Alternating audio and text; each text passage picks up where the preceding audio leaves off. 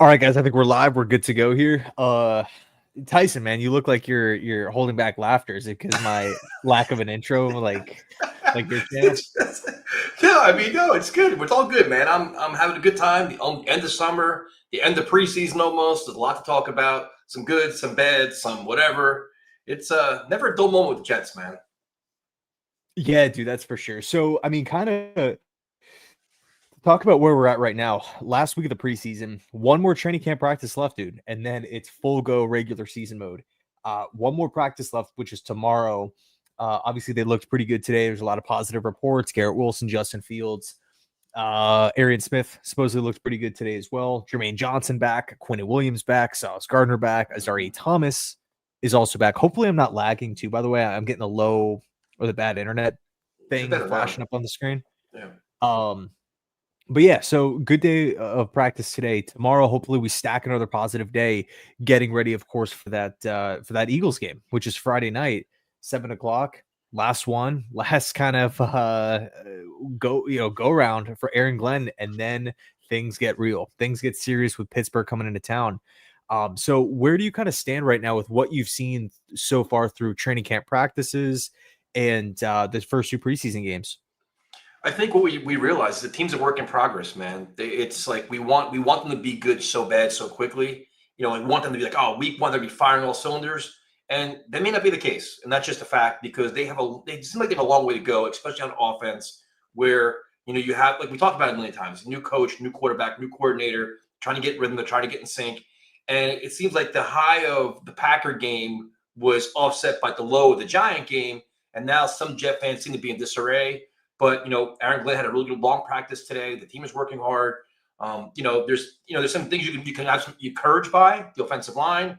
The quarterback remains a mystery. The wide receiver position, we're going to probably talk about who should stay, who should go. The tight end group. There's a lot of things we could talk about, dude, because there's a lot of unknowns. We really don't know. Like for us to assess the offense on two series and only threw the ball 5 times is not really fair.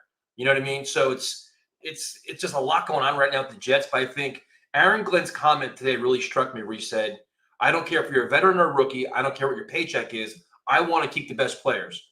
Okay, let's see if you're a man of your word because you got some tough choices to make because a lot of young guys are starting to show out that could take a spot of a veteran or two. So but we can talk about a lot, dude. It's an interesting time, man. I'm excited about the game on Friday. I'm not really worried about. They said they're not going to play the starters too much, but I'm ready for the regular season. Dude. I'm ready to get into this and see what the team's all about. Yeah, I'm with you, and I wanted to pull this tweet up real quick. It's from Eric Allen. Obviously, team reporter, has been doing it for a long time. He's kind of like the OG at this point. Really cool dude. But he put out this tweet. I don't know if you caught it. I think it was Mm-hmm. yesterday or either early this morning. But I saw it. Man, I thought he made a lot of um realistic macro perspective, refreshing takes, and you brought up Justin Fields and how it feels as though had the positive game against Green Bay, had the not so positive game against New York. And I don't know, it definitely feels like every line of dialogue and in pressers, every sort of practice throw, every preseason rep, it's just under a microscope for some reason. Like it feels like Justin Fields is being analyzed harder than the 31 other starting quarterbacks in football. When there's a lot of new things, happening around Yeah. him. And we've talked about that, right? Lots of Jets fans have talked about, okay, new coach, new OC, doing it for the first time. Fields is trying to connect with all these new teammates. And Eric Allen points that out here with that third point here. He says, Justin Fields has led 3 drives in preseason play. The Jets scored on 2 of them. He's attempted just 9 passes. He just played for the first time with his rookie tight end, and the Jets have a lot of competition at wide receiver spots after Garrett Wilson. New team, new system, new coordinator, new everything. There is a learning process here. We talked about this in the last stream. What is the expectation for Justin Fields? It should not be MVP. It should not be.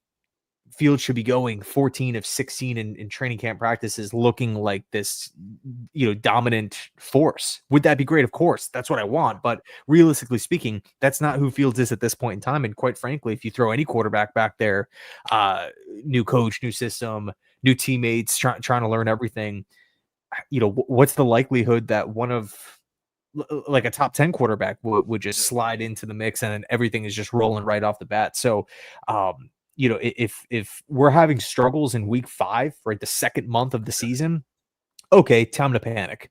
Okay, let's start talking about maybe long-term quarterback plans, potential other options. But to write off Justin Fields on August 17th after that game feels premature to me. No, 100%, dude. And that's like, and let's be honest, he's a reclamation project. He's a guy that's trying to find his way in the NFL. The Jets are trying to rebuild him, regain his confidence, and have him, prosper in this offense, which is going to take time. We all acknowledge that in the offseason, and we understand it. But once the game started, everything changed. Oh, no, this is terrible. It's a process, man. It is, especially with this team that's so young and so inexperienced and trying to find their way. So, and you're absolutely right. He's thrown 9 passes. Like, that's it. And like, oh, he's a bust. It's terrible. It's like, you got to give them time. The other point that Eric Allen made in there was about the play calling. You got to figure, like, you're not seeing their full playbook. The Jets right now have the element of surprise in their favor. The Steelers have absolutely no idea what to expect. They haven't seen the RPOs. They haven't seen anything. So why reveal it? Why show it? You show it in practice and he's not there. So I think there's a lot of things that could be happening. Obviously, you want to see better chemistry with the receivers. They need better receivers, but like it's way too early, man. And I guess I'm the most, you know me, dude. I'm a very cynical Jet fan. I can find fault in anything, but you got to acknowledge the state of the team right now. Like you said, if this is happening week 6, all right, now we got a problem because now they should be in sync. You got to probably say the first 2 games could be a little ugly, probably a little bit maybe conservative, run the ball a lot, maybe dink and dunk, whatever else, but you got to figure it out. So I guess the one thing I want to talk to you about, though, is the offensive line. We're going to go position by position, but Fields is going to be a big story. But the offensive line, the Tippmann-Myers thing. Yeah, see, I'm changed my ways, man. The Tippmann-Myers thing is interesting because, Myers started the first game. Tippmann started the last game. There was the errant snap. In practice again today, Myers is moving to first. They keep moving around. Do you think that competition is a foregone conclusion where it's Tippmann's job, or does that Myers chemistry with Fields kind of linger there somehow where they may be a factor? It still seems like it's lingering, man. And I got to be honest, I prefer Tippmann at center. I don't want to make what's the saying? Make a mountain out of a hill or whatever it is. Like, I don't want to unnecessary, create this big drama storyline. Oh, who should be the starting center? It's going to make or break the team. But I got to be honest, man, the high snaps are actually starting to kind of get to me a little bit. It's starting to frustrate me because Tippmann is not a rookie. Tippmann is entering year 3 here, and we're seeing these high snaps in situations where you just simply cannot have high snaps. And again, it's preseason. This is the time to work out the kinks, time to get better, time to build chemistry. But the high snaps, for whatever reason, are just it just continues to be a talking point. And like you're looking across the league, is there any other center in football that has this much of a problem delivering a snap? I don't know. And you wonder when they said about starters playing on Friday, is that one of the guys going to be playing? Is Tippmann going to play Friday night? Is the center to be the position that he's a guy that's going to get more reps, or maybe it's Myers? Like, I don't. That's one thing that's kind of weird to me. I don't. It just seems like it's kind of out there. The rest of the offensive line seems to be solidified. And then the other story from today, if we're going to go position by position, is the running backs, where Breece Hall is going back to a lot of drops, where it's like, man, that was the issue last year. We kind of wrote it off like he was injured, he was frustrated, whatever else. It's been kind of a storyline this training camp too. And you wonder if he's getting frustrated with all the love Braylon Allen's getting, the Isaiah Davis. He's in a contract year. People talking about contracts, trying to be the good team player. It seems he seems like he's going through it right now for some reason. Yeah, I don't know. Like you said, Connor Hughes mentioned that he had 3 drops today, which is, it's not like drops aren't like we haven't seen Breece drop a pass before, because we've actually seen that quite often, unfortunately. But as far as like the external noise, I feel like Aaron Glenn has been like at the forefront really since he was hired of, hey, we have to keep the external noise at bay. We got to keep the outsiders on the outside. Let's not let these opinions and storylines and whatever conversations happening outside the building affect what's happening inside the building. And if that's the case, if that's actually getting to him, I would say it's pretty unfortunate. I don't think it should be getting to him. If anything, it should be motivating him, in my opinion, to play harder, play better is such like a blanket, statement. Yeah. So many things have to go right. Like, oh yeah, just go out and play better. But you could definitely play harder. You could always ratchet it up, always level up, always out hustle the previous outing. So I think that's really what I want to see from Brees.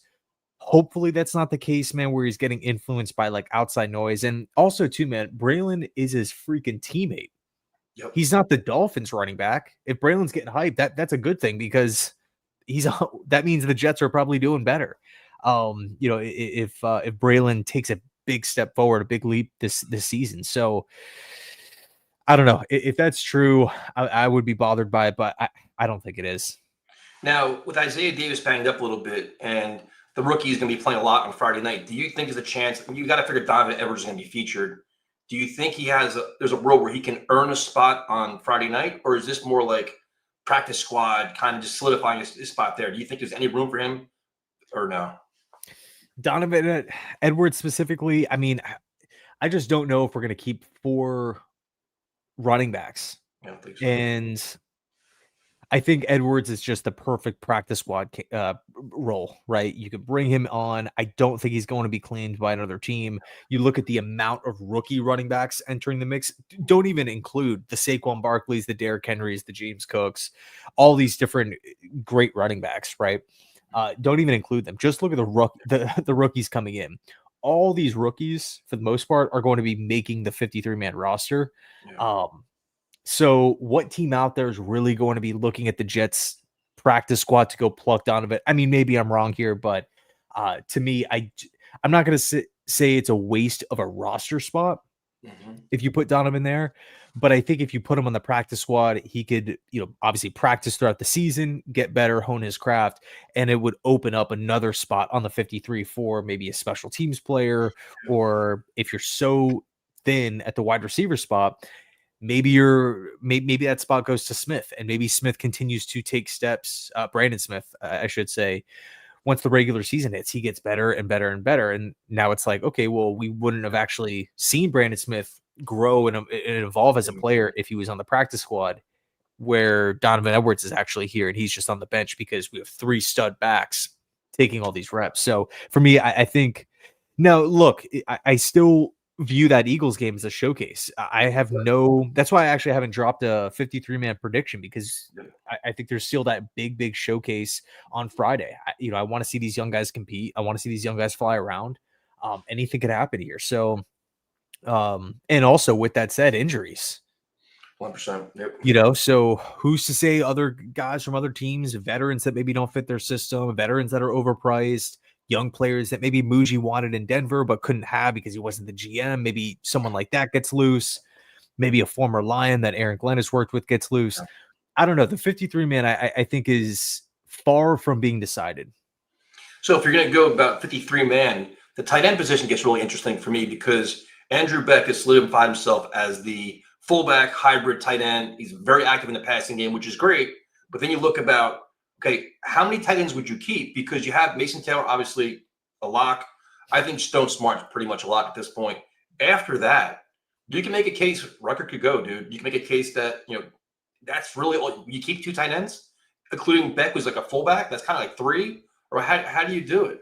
Yeah, I mean, Beck to me has got to make this roster. He was the first signing of Darren Muji. You're not going to bring someone in like that and cut him after an impressive training camp, an impressive preseason, plus the positional versatility, and then throw on top of it, he has experience with Darren Muji being in Denver. He seems like he's kind of this mini security blanket for Justin Fields. Yep. Tight end fullback. I'm not going to get rid of a guy like that over a question mark in Jeremy Ruckert. So I think right now, I'm fine carrying Mason Taylor, Stone Smart, and then rolling with Beck as kind of that hybrid, maybe chess piece that you can move around, which then in turn frees up another position, right? Is that the position that you want to, give to Donovan Edwards? Probably not, because Beck, plays fullback here, but you know what I mean, right? Maybe another tackle in the mix. That's where I'm going with it, because that's you're looking for roster flexibility. Beck gives you that. Especially at a position that you don't have a lot of confidence, where tight end, like, you don't keep Rucker because he's a fan of the Jets. You keep guys because you want your best players. I think right now he's struggled, dude. Again, where it's like this is he had a reset button this year to come out and show what he can do to this new staff and earn a spot in the roster. I don't think he's done that based on what I've read and seen and everything else. So it's like, all right, if you have to fluctuate things, I don't need 3 tight ends, especially if you have Beck as a really good blocker. Okay, fine. Then you can maybe get another receiver, or you can go defensive line, offensive line, areas where you want a little more depth or maybe some concern. So I'm kind of there. But then the question is, if you just say you keep 2 tight ends, I love this kind of stuff, by the way. Would you consider keeping 7 wide receivers? Like, is that something that you would do? Because the Jets seem to need playmakers, and they have some guys that are kind of question marks that have shown potential, right? Like, you like Brandon Smith, you like what you're seeing out of Skinner. They haven't really proved a lot yet in the NFL. So you're like, all right, you like them, but you also need to have reliable pass catchers as well, right? So if you're going to say you have Garrett, Josh Reynolds, Tyler Johnson, Aaron Smith, that's 4 guys definitely making the team. After that, do you keep 6 or 7? Like, who do guys you keep? And Lazard's hurt. Maybe he's on the IR. I don't know. Yeah, that whole Lazard injury is weird, but I don't want to kind of give this gray sort of answer here, but I really think that wide receivers from other teams could be looked at by Darren Muji here. One thing I don't necessarily agree with is stacking a position like wide receiver on a team that wants to be this run heavy attack. Like if I have 3 positions, not free positions, but extra positions because of like the back versatility or whatever, whatever situation you want to kind of throw in, allowing Rucker to go, giving you that extra against space. I think I would maybe stash that extra spot into a position of strength, right? Like offensive line, backup interior offensive line, or something like that. As opposed to, because realistically, if the Jets want to carry an extra wide receiver, you can definitely argue, okay, well, if the separation from that last guy making the team to the wide receiver 2, wide receiver 3 is not that close, maybe it would be a good idea to, add that 7th guy to the squad, whether it be a Brandon Smith or whoever. But what's the realistic maybe projection for these guys' statistics anyway? Like, am I really going to give a roster spot to someone? And again, who take your pick on however you want to sort the depth chart out. That 7th wide receiver, even if that position is fluctuating with different players, just that 7th hole in that overall roster, in the overall depth chart, if that position only has, say, 9 catches or 6 to 9 catches for the entire season, is it really worth it when we could have used that extra interior offensive lineman, or maybe kept one of these younger corners on the roster that can maybe develop in practice? I'm not sure, but it's also worth noting, even if they're on the practice squad, they're still with the team. They're not like isolated playing in some sort of different facility. They're just there throughout the week practicing and meetings and everything. They're just not suiting up on Sundays.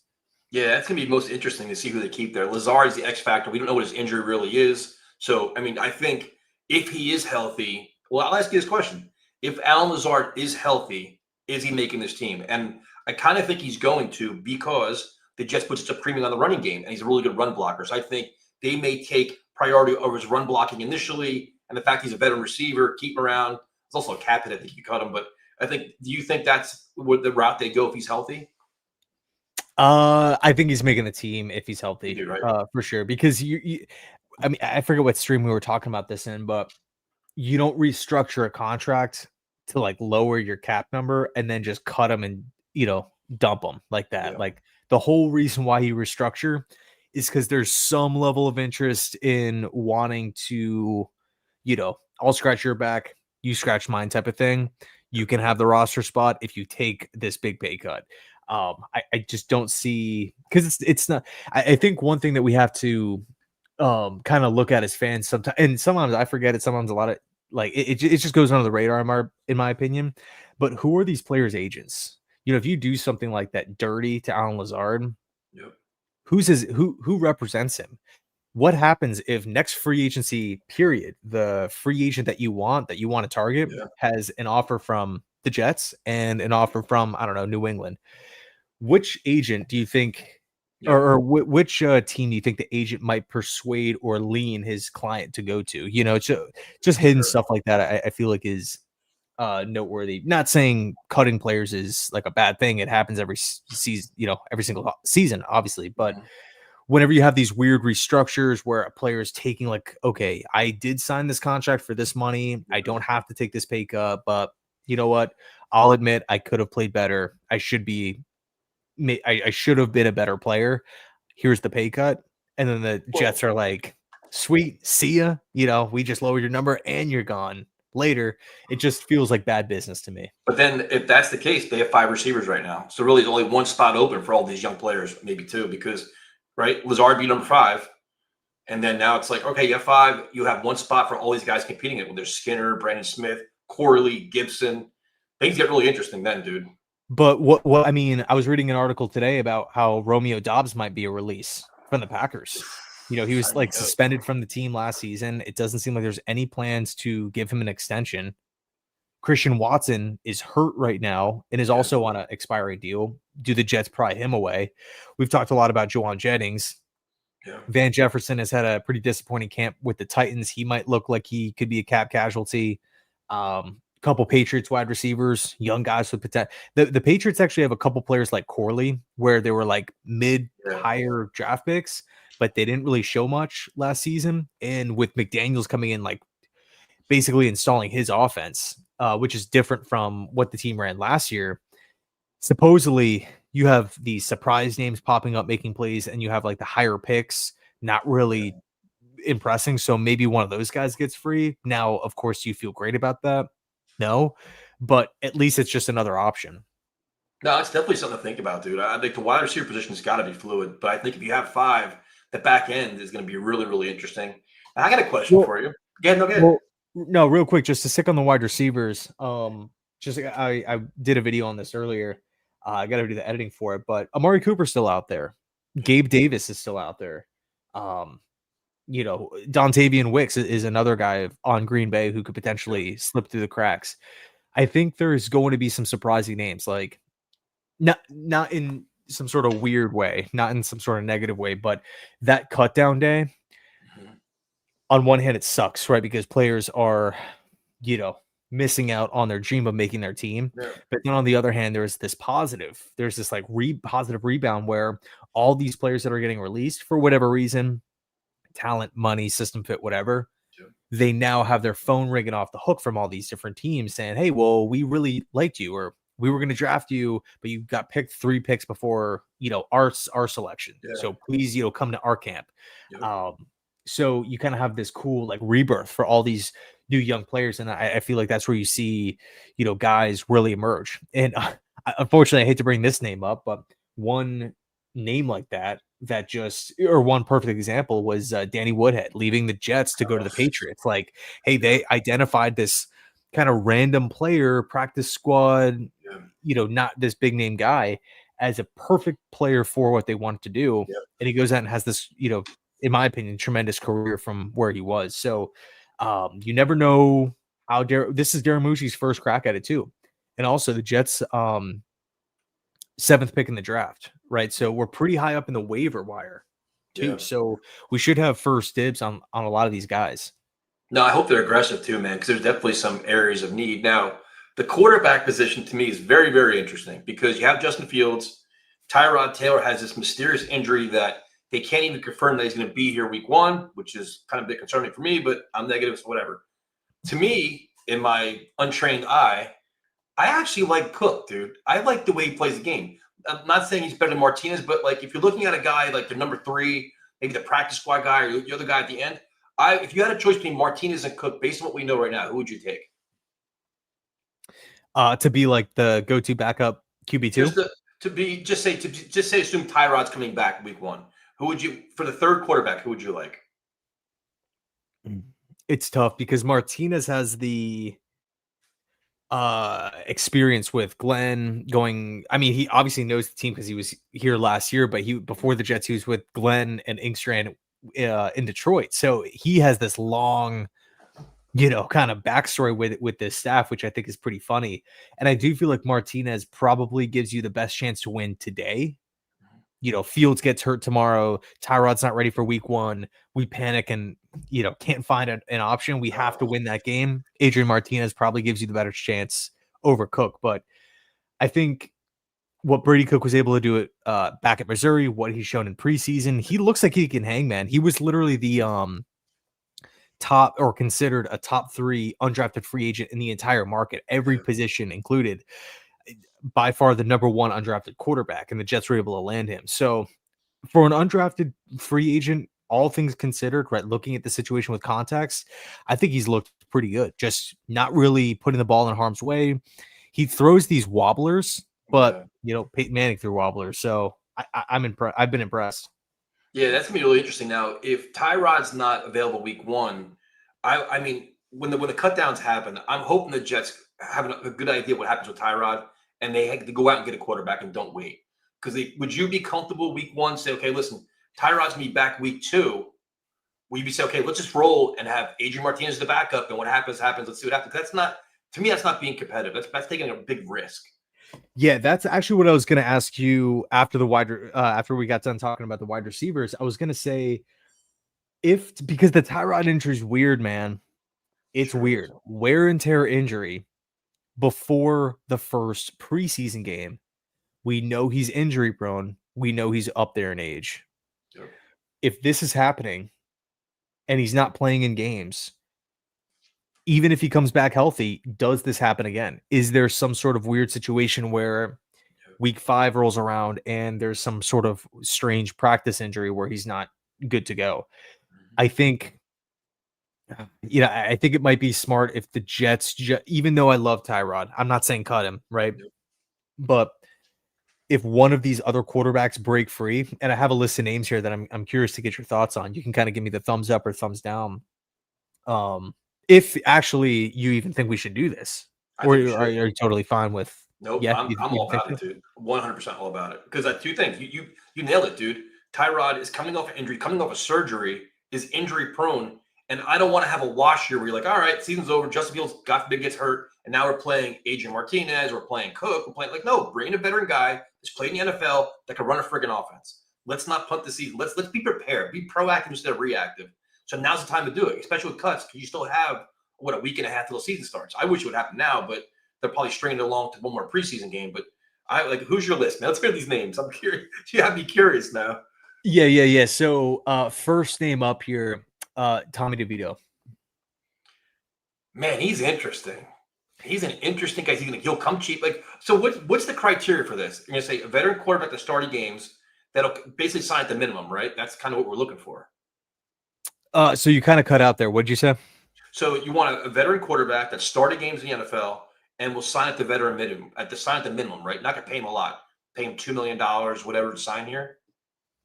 Yeah. I mean, whatever your criteria would be, like, what do you value in a backup quarterback? To me, if we already have the money invested in Tyrod, listen, I wouldn't hate the Tommy Cutlass idea. I really wouldn't hate it. I mean, he's young. You never know what you can catch. Why not? Yeah, no one's saying he's a franchise quarterback, but he's started games. He played well against the Jets. I will say that, but more importantly, the Jets had the 2 joint practices against him. They had the preseason game against him, so they got that kind of up close and personal look at how he practices, how he performs. Has NFL experience, is kind of like that check down type of guy, just kind of check it down and keep the chains rolling. But right now, do or die, you need to win a game today. Who do you think gives you the best chance to win, Tommy DeVito or Adrian Martinez? DeVito, me personally. Right. So even it's probably not my first choice. I'm sure you'd have guys that probably would rank a little higher than him, but it's just a matter of this is like your Band-Aid, your stopgap kind of hold the fort for a game kind of deal. That's a good point too. Yeah, that's a really, really good point, K dude. Really good point. That kind of slipped my mind. But so you have DeVito. The Giants right now are carrying 4 QBs. Russ is the starter. He's staying. Jackson Dart's a long-term plan, or the hope is franchise quarterback. Winston, DeVito are the next 2. I take Winston. I tell you that much. You would take Winston 100% because his contract's 2 years, $8 million. I think he's a little more. I think he's like $4 million a year, right?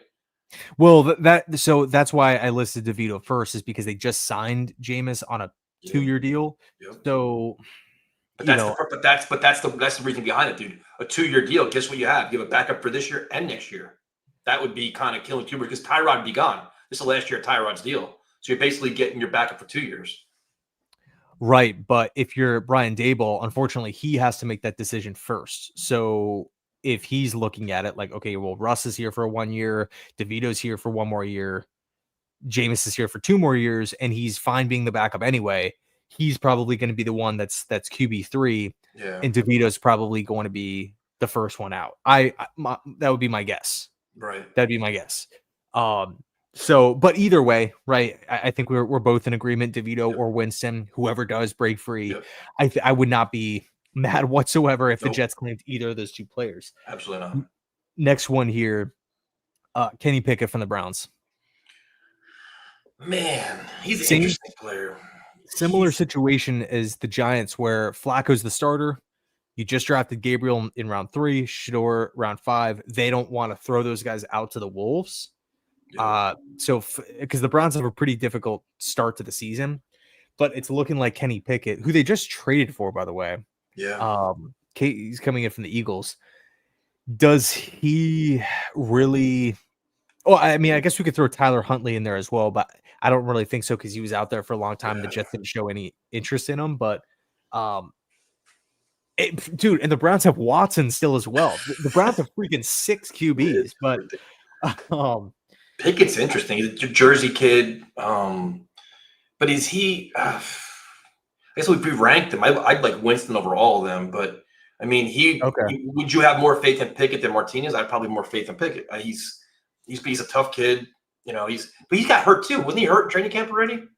Yeah, he's missing time. But I mean, he kind of fit the mold, right? Young guy, cheap, played, started. I mean, that's not a terrible idea, man. Okay, so you got Winston 1, Pickett 2, DeVito 3. Is that Yeah, your probably. list? No, I mean, you're killing me here. Probably, yeah. That'd You be my wanted the bet. names, bro. You wanted No, the names. and listen, I know Pickett's not great, but we're trying to find options to be backup quarterback. I'd say, yeah, Winston, Pickett, DeVito. I think that's the way I'd go. Okay. What about Tanner McKee from Philly? Man, he's looked This good. one, this one, you're gonna probably have to trade for. They're not gonna cut him. No, I don't think he's going anywhere, dude. I don't think, I don't think I trade for him, but he looks good so far. Jeez. Armand. Okay, wow. I didn't see that. Good call. But yeah, Things 2-year change. deal for a guy that you feel like is a high floor backup. I felt like he looked okay for Cleveland last season when he had to play. And to be in all fairness, the GM's going to say that because they don't want to say, you know what, he's expendable. We're going to cut him or release him. So with Winston, he's not going nowhere unless you offer us something. Things change quickly in the NFL, man. I don't believe that whatsoever, especially when Jackson Dart's playing well and he's going to be rising the ladder. You're going to have Jameis Winston sitting there for $4 million a year doing absolutely nothing but teaching Jackson Dart how to, it's I don't know, man. I know what the GM is saying, but I don't believe him. Well, you were just talking about 2026 though, because Russ is QB1, but he knows he's not going to be the long-term guy. Is Russ, if Russ looks okay, but then they pull the plug and they put Dart in there, is he going to re-sign to be the team's backup with Jameis already under contract? Yeah, DeVito's the one that I feel like should be. He's the one that's going to be on the outs, and I feel like that's realistic, man. But of course, I guess it depends because the Jets know more than us. Yeah. Like if Tyrod's camp is saying, yeah, we're 60%, 70% sure that we're going to be okay for week 1, 100% ready for week 2. Maybe this is just, completely irrelevant conversation, but I don't know. The timing of the injury, the knee scope, it's just weird. But anyway, yeah, Tanner McKee. What about DTR from Philly? I've always liked him, dude. I've always liked him. He's an interesting player too. That's, it's like you have, I don't know, like you get kind of enamored too. Like, all right, because he's young. How old is he now? He was drafted a couple years back, but one thing I like about DTR is, but he spent a lot of time in college. Yep. I loved him back at UCLA, but one thing with DTR, you don't have, if Tanner Inkstrand is really going to build the offense around Fields and his running ability, there's really not much of a drop, there's a drop off with Thompson Robinson as a runner, but it's not like you're going from this athletic top 5 running quarterback in Fields to this a mobile pocket passer, Nick Foles, Joe Flacco type. Yeah, So you I've don't have always to. liked him. Yep, So you'd be okay. You'd be cool yep, with that. absolutely. Because with Philly, man, you got Hurts, McKee. They drafted Kyle McCord, and they have DTR. So one's got to go. I'm going to assume one's going. Yeah, of course. Um, but those to me, I mean, you can maybe take a flyer on one of like the Saints young guys. Like if Rattler doesn't get the job, are you gonna like trade for him? I don't know. You know, No.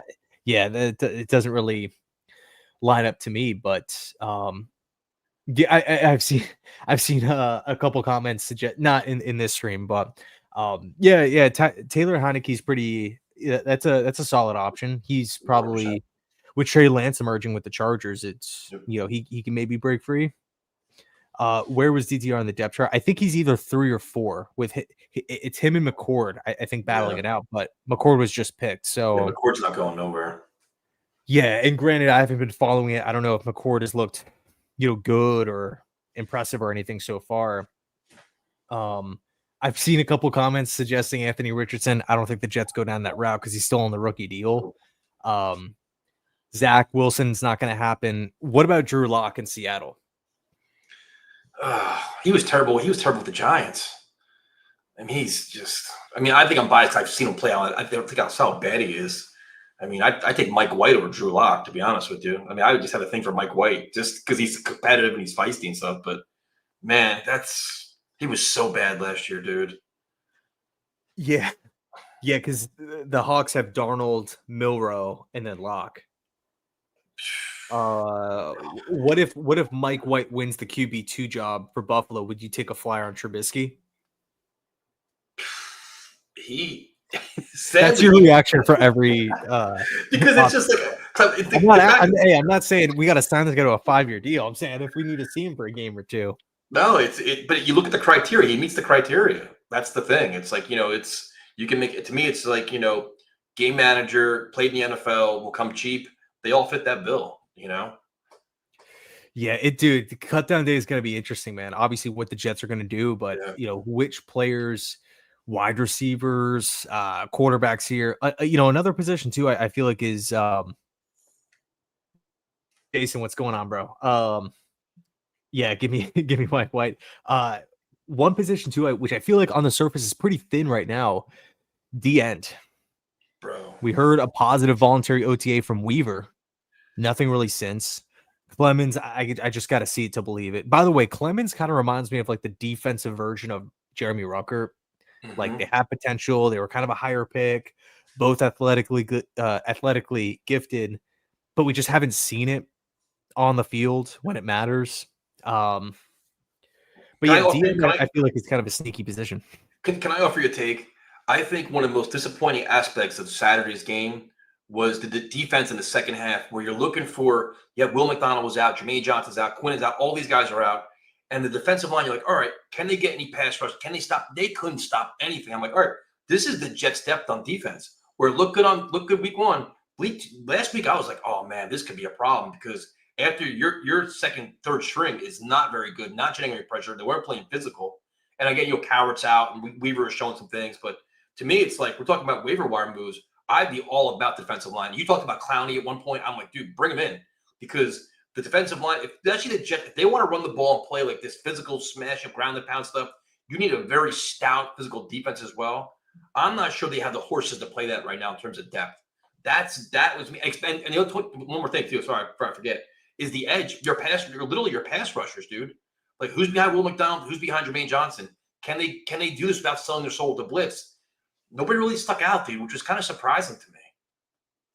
Yeah, to be fair though, the second string did start the game, so like as the game went on, you're seeing more third stringers when you should be seeing the second stringers come in.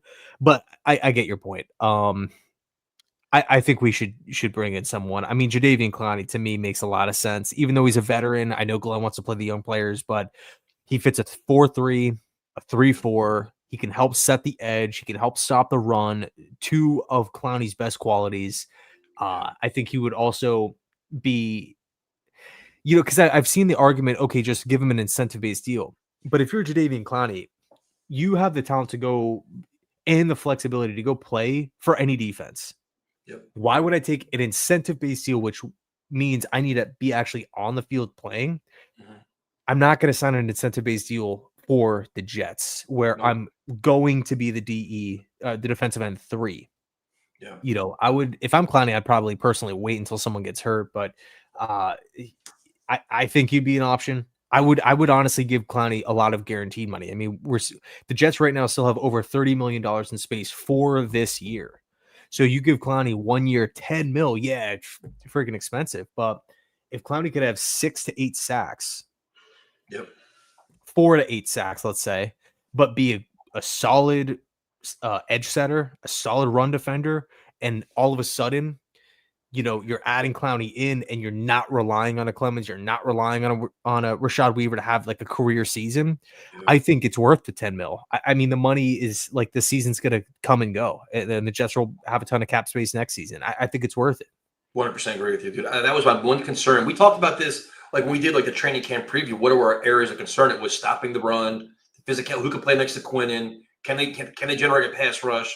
And as you get closer to the season starting, you're like, do we even have these guys on the roster? And can they get aggressive to do that? So that's definitely an area that I'd be really fascinated to see if they do something there. And my J, bro, that is freaking sick. And I know that place. That's down in Jupiter, Florida. So I grew up actually real quick, bro. Let me grab something. Okay. I have a funny story about that place. Hold on. No, he's going into his closet. Everybody, look out. What, what's gonna? So I got this book right here, right? Joe Namath biography. Yep. And my grandma bumped into him, and she knows about the channel, and whatever, big Jets fan and stuff. And she got him to sign this right here. It says Wow. JC, good luck, Joe Namath, 2022. How cool is That's pretty that? cool. Yeah, so he owns this restaurant in Jupiter, Florida, which is like South Florida on the East Coast. Mhm.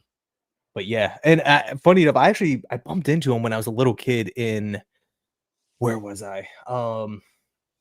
Abacoa, which is kind of near. I think it's in Jupiter. I was a really young kid. I like physically bumped into him on the side of the street. Turned around. He said, "Sorry." I'm like, "That guy looked familiar." I turned around. I'm like, it kind of hit me then. But dude, that's awesome, man. Really, really glad that you're able to meet him. And also, too, man, thanks so much for the super chat. Nice shorts, yeah, bathing suit, man. But yeah, so Clowney's one option. Zadarius Smith is another option. Talk Yeah. about someone who fits the system. I think he would be pretty affordable, and he knows Aaron Glenn. I mean, he did a pretty good job last season for Detroit. I'm surprised he didn't go back to Detroit, to be honest with you. I think he's probably going to go there unless the Jets pay him a lot or the Bears pay him a lot.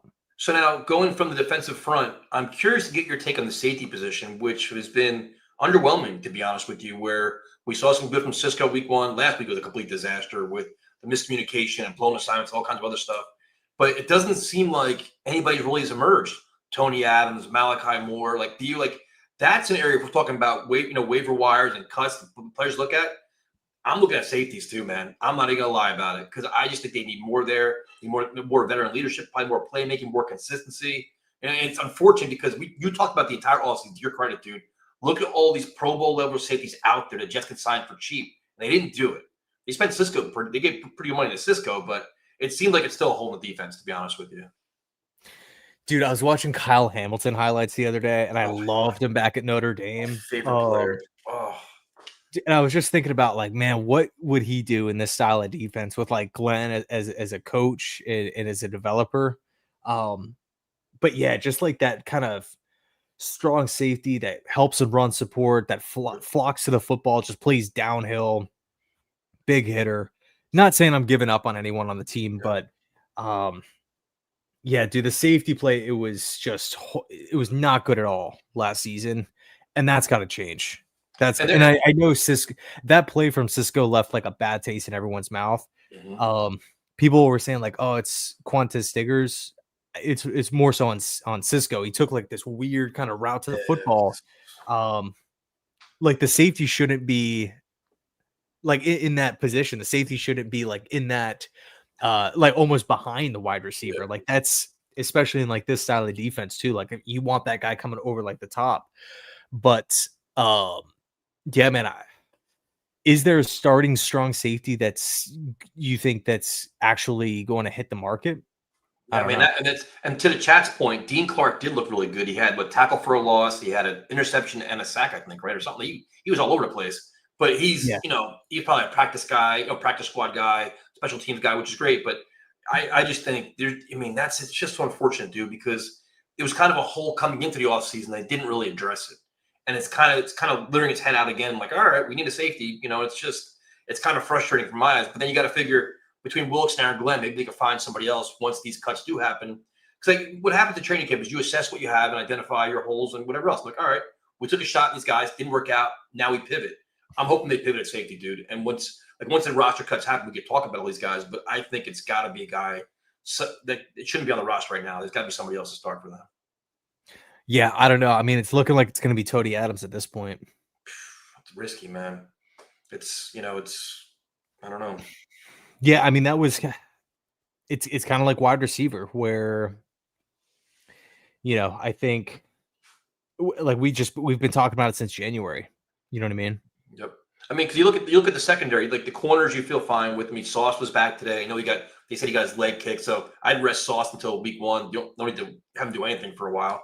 But it's like your depth and your what else do you have there behind these guys? And for me, this starting safety is a problem. It's not even like the backup safety; it's the starting safety is a problem. So it's something hopefully they address because the defense, they're going to rely on defense a lot, man. They're going to try to play close games and this ground and pound. This defense has to hold their own and be stout.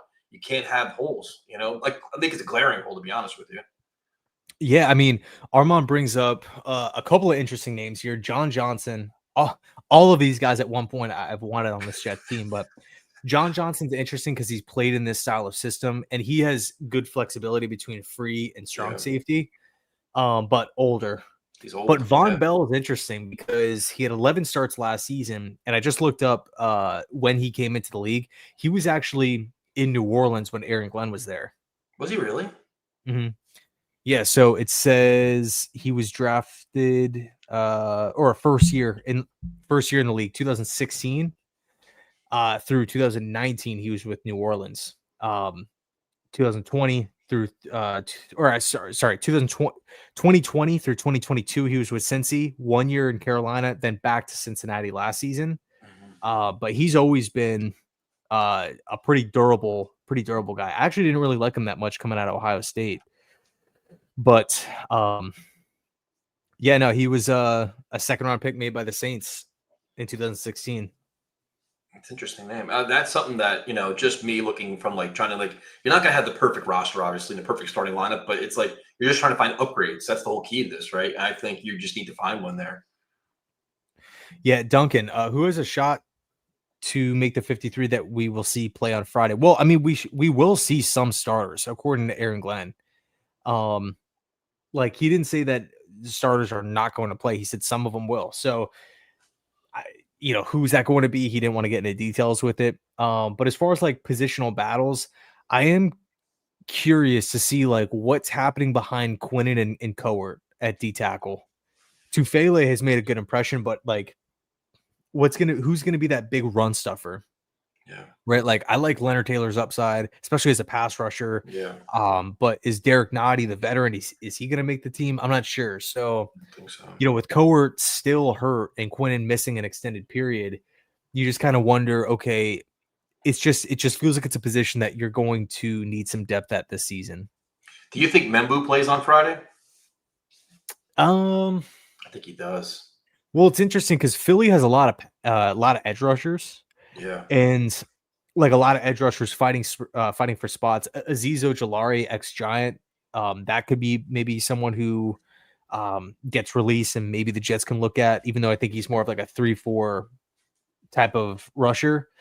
But regardless, I think those edge rushers are really going to bring it on Friday night. So if the Jets want to put Membu out there, I wouldn't hate it.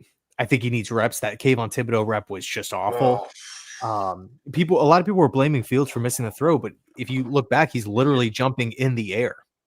Yeah. So I don't know. It's I'm all for getting the young players reps, but personally, I don't think a drive or two would hurt. Yeah, I think it's gonna be probably Titman. I think Membu probably plays. I honestly I wouldn't play Braylon Allen. I think he's seen enough reps. Like Brees will probably won't play. Braylon doesn't need to play either. In terms of the wide receivers, let all the kids play. Aaron Smith, all those guys can play. Tight end. Now, would you play? I mean, Mason Taylor's missed time. Would you play Mason Taylor on Friday? I would. He has one catch this preseason. Yep, I would too. Definitely. Um, Here's what I won't do though. I'm not rolling Fields out there with a bunch of backups No. for Nope. offensive linemen. Nope. Like that to me is a package deal. Like if Garrett's or if if the O line, if the starting offensive line is playing, Fields is playing.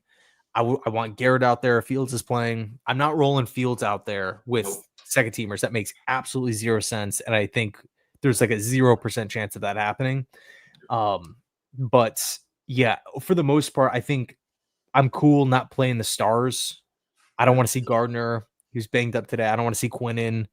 But the young players, Membu, Mason Taylor, Arian Smith, Jeremy, I think I would want to see out there. A lot. It seems like he's been making some progress, man.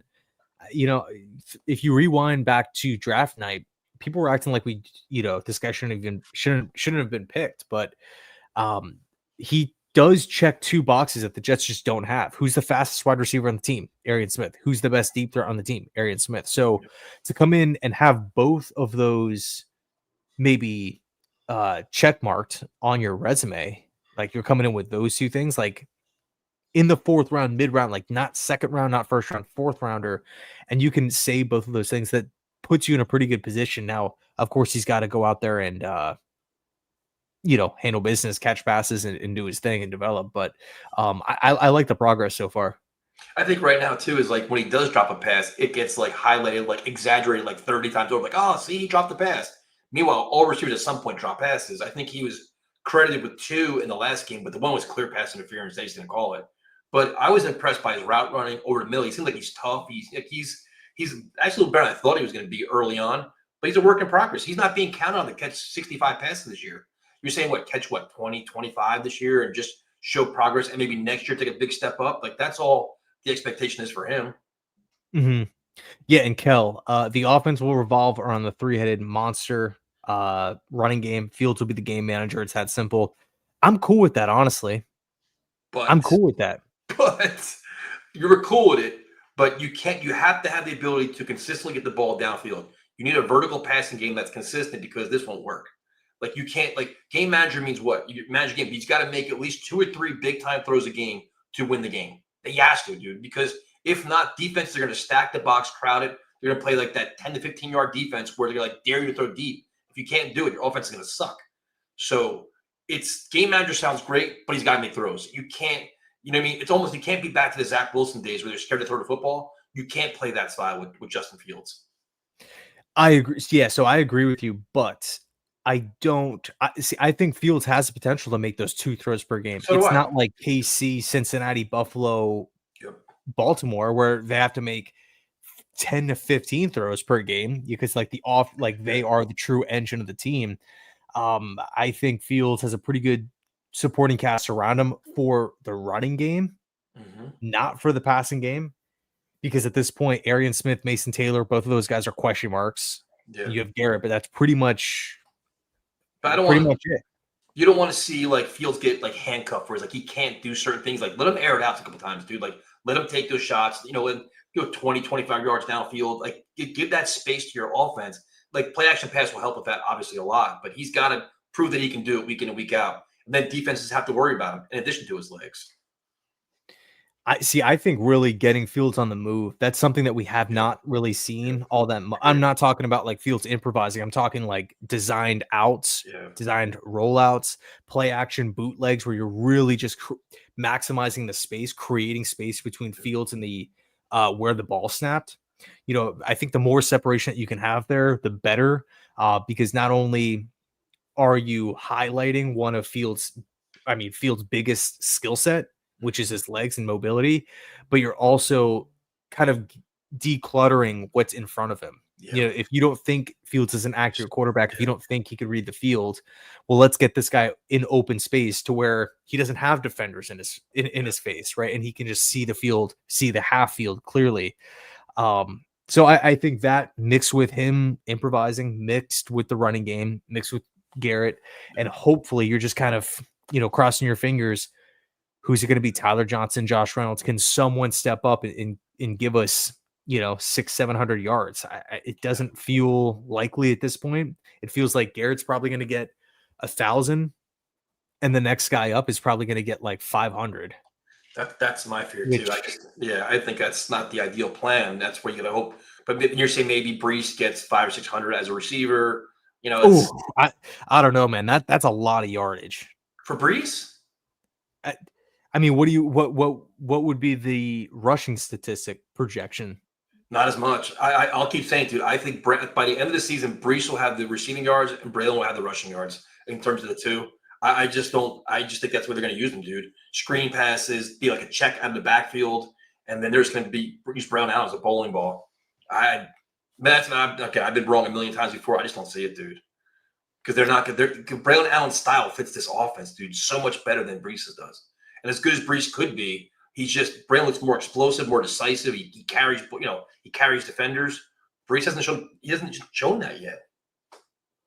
Yeah, Greg, if Fields can't do it with this offensive line, he ain't got it. Yeah, it's always tough with so many new things. If Fields was here last year, and you have Inkstrand coming in, and Fields just still can't get it done, I would agree with that. But I think who knows? Maybe Tanner's the worst offensive coordinator in football. We just don't have that clarification right now. If you had to make a prediction right now, how many receiving yards does Brees have? How many rushing yards does he have? What do you think?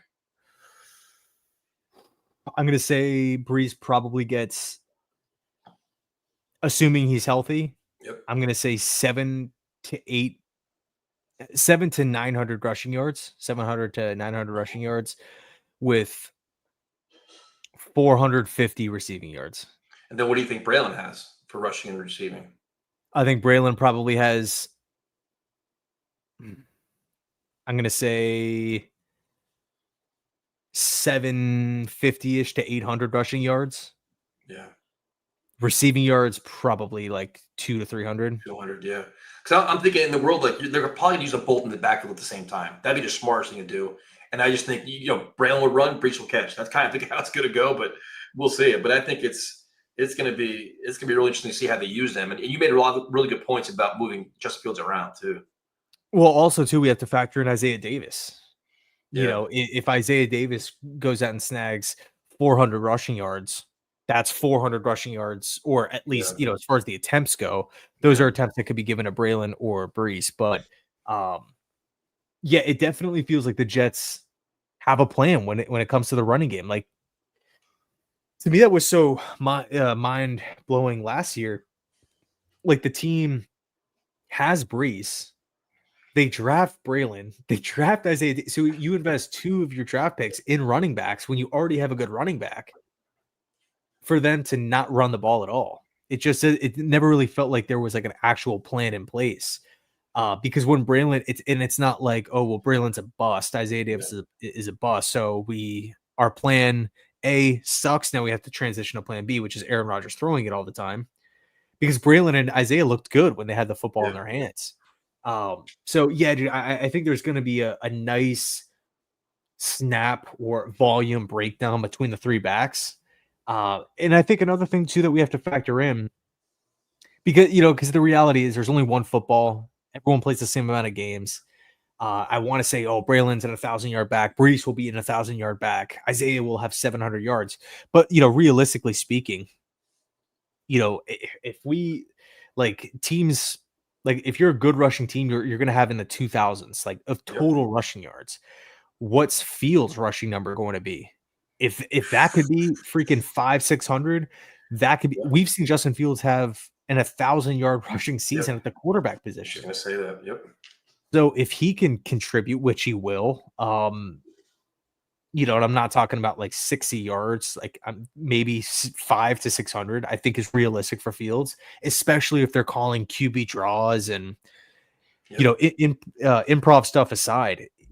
There's a lot of keeping it on read options. There's a lot of stuff that you can do with running the quarterback. I think the Jets are going to really be in a good position with short yardage situations with the potential tush push, with Yep. Fields, big, strong dude. You got Braylon Allen behind him, one of the strongest running backs in football, pushing him forward.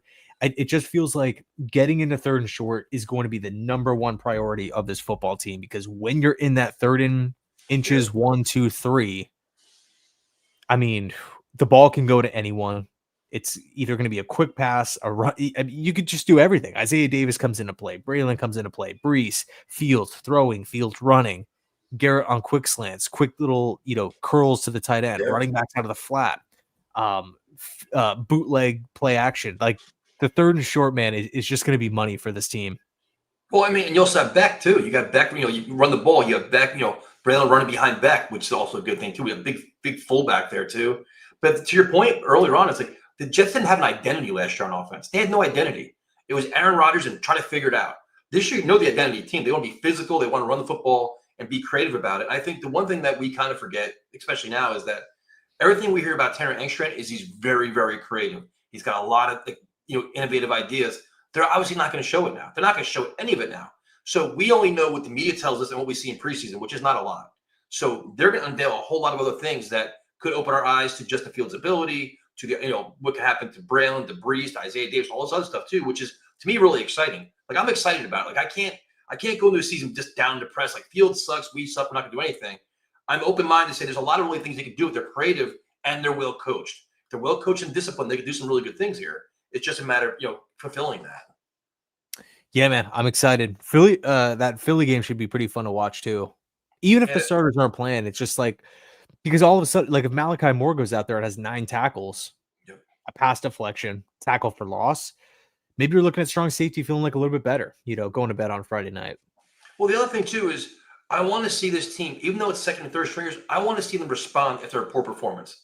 They didn't play well last week as a team. Overall, it was sloppy. It seemed like they lacked some kind of like passion and energy. It seemed like they were just getting pushed around a little bit. All right, you had your good week, you had your bad week. How do you respond to it? So even if you're playing for your career, you're literally playing for playing time or a spot either the Jets or somebody else. So let it all out, dude. Like show your best version of yourself Friday night to either make the team or make somebody else's team. If you don't see that, it's like, come on, man. Like you want to see that, like that the nice bounce back performance from the team, just responding to like a bad week. Yeah, man. Yep. I think we covered a lot. So when are the cuts or what? They're a week from today, right? When's the cut down? Yeah, the 26th. Oh, that's good, man. We got to do a show before the cut date, dude. Because we got to do our predictions. Yeah, man. Let's do it. We could shoot for like Monday night or something. Let's do Monday night. We can do Monday and Tuesday. I don't care, but we got to do one because like you figure because the cuts will probably start. The game is on Friday. They'll probably start over the weekend. I'm guessing probably Saturday, Sunday. You'll probably hear little drips and drabs. Maybe like the bigger name guys, just like out of respect, so those guys can get like a jump start on, finding their. Because once these guys reach a certain threshold, they don't go on the waiver wire. They just are outright released. Yep. But like younger guys and stuff, like that's where you see like the waiver claims getting put in. And fun fact, that's where the Jets got Quincy Williams. Yep. Waiver wire. So this is huge for the Jets. This is huge. We spent a good 20 minutes talking about our areas of concern and places to upgrade. I think that's something we got to look through it all pretty, and you can assess what Darren Muji's doing. Are they conservative or are they aggressive? The one thing I used to hate about Joe Douglas was that they were so arrogant about their roster. Like, no, we're good. We don't need to make any moves. We're good. We're set. And like, dude, what? Like, just this roster is not perfect. Everybody can't be great. And then right every year, like, no, they ain't putting no move. Like, it's just, what are we doing? I'm hoping Muji's a little bit different with this young rebuilding roster. Yeah, he definitely seems a little bit more proactive. Yeah, which is good. They need that. It's only a couple months. We haven't even seen him really, Yeah. But yeah, I think that's going to do it for us. Thanks so much for everyone hanging out. We'll be back over on Tyson's channel next Monday. And then, of course, also Tuesday as well. It should be a lot of fun. But yeah, thanks so much for watching. And as always, go Jets.